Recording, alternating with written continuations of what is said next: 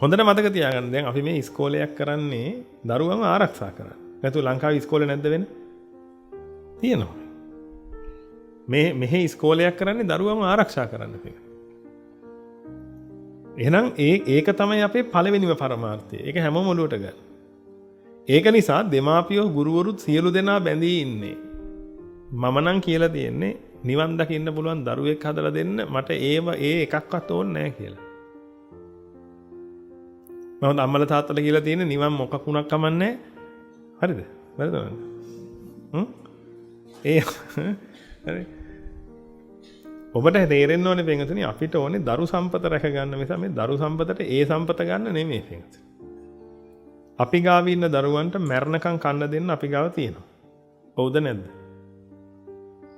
ඔබ කියන්නේ ඔබ අපි ගාව.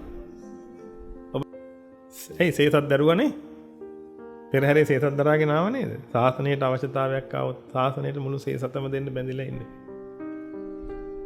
ඒ දා ඉඳලා කරපු විදිහ. එහෙනම් මේ ඉන්න දරුවන්ට මරණකම් කන්න තියෙනවා.